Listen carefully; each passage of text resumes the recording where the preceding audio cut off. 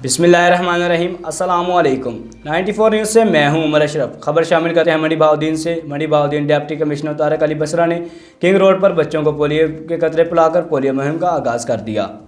मज़ीद जानते हैं अंसर जावेद की इस रिपोर्ट में।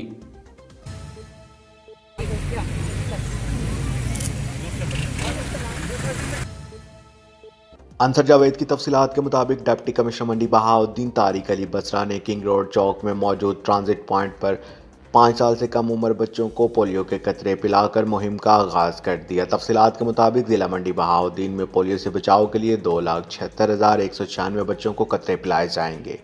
इनका कहना था कि पोलियो का मुकम्मल खात्मा ही हमारा असल हदफ होना चाहिए।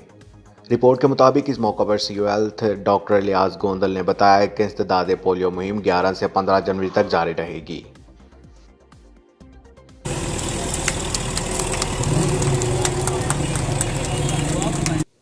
अब तक के लिए इतना ही। मज़ीद खबरों से बाखबर रहने के लिए देखते रहिए 94 न्यूज़।